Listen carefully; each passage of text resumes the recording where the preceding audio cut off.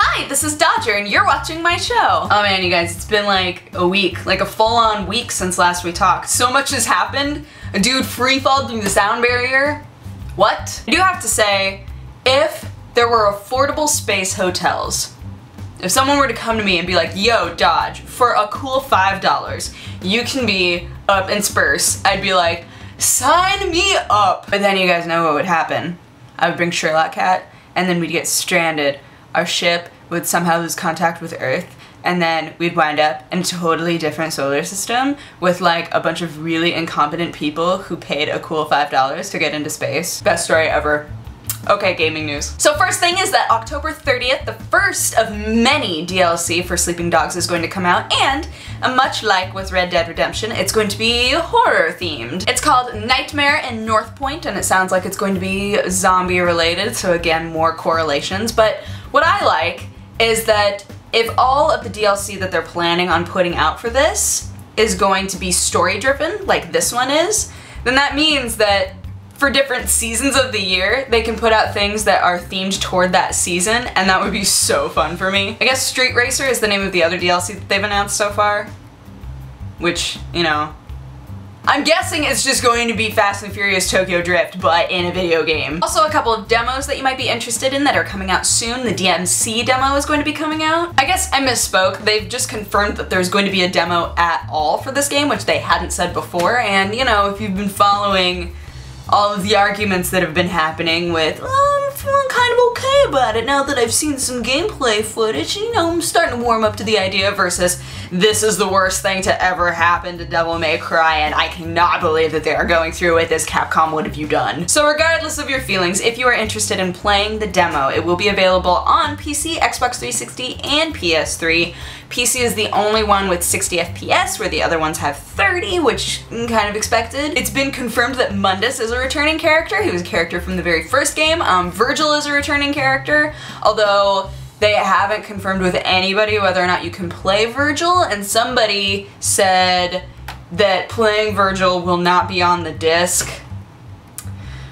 Anyway, I'm excited to play it. I know a lot of people aren't, and those of you who are on the fence, maybe this demo will help you get an idea of whether or not the gameplay and the movement is going to be pleasing to you as a gamer. The other beta that I wanted to talk about is the Hawken beta. They've had alpha tests going for quite a while now, and now they're going to have a closed beta opening on October 26th. Invites for the beta are going out this week, so you will know pretty soon if you got in, and if you haven't even signed up to possibly get in, then you can go to the official website for Hawken and you can sign up as being interested in it. From what I've heard, with all of the other mech games coming out right now, Hawken is by far the best.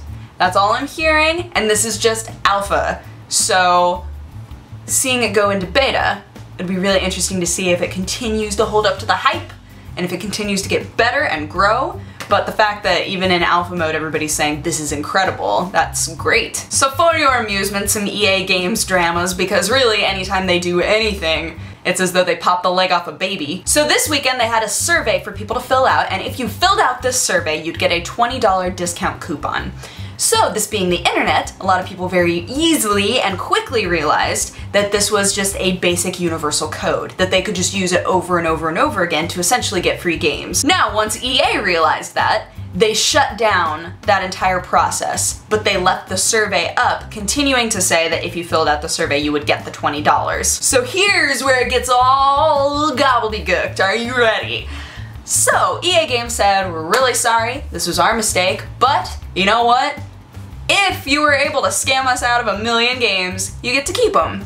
If you filled out the survey after we had already taken this down, we're really sorry, you don't get a coupon. So now we've got a lot of people who are really upset, feeling like they are rewarding people who scammed the system and are not rewarding the honest customers of EA Games. Ah, EA Games, we could take you to court over this, but in the end, for me, it's like, you know, you filled out a survey.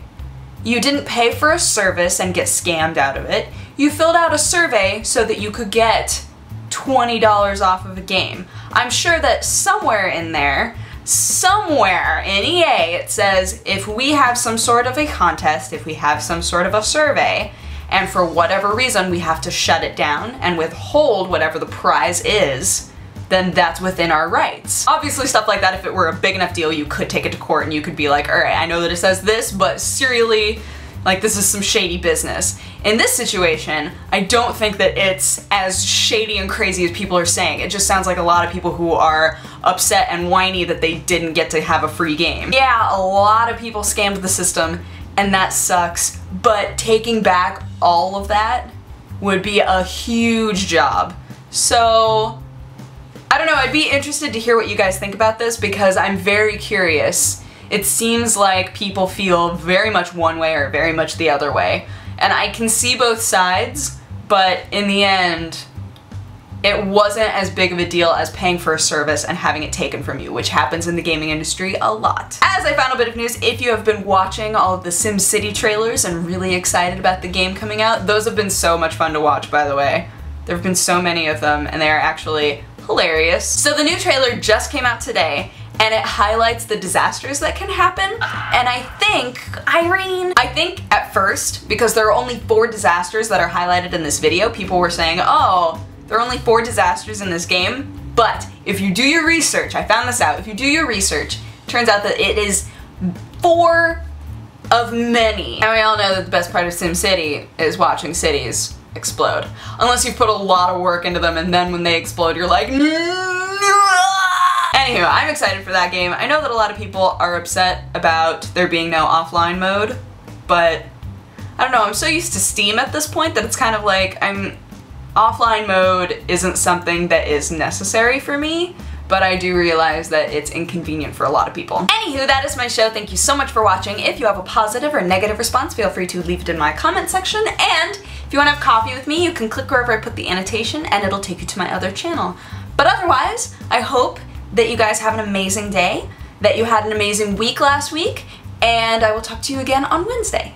Okay, bye-bye. Mwah. It's as though they popped the leg off a baby.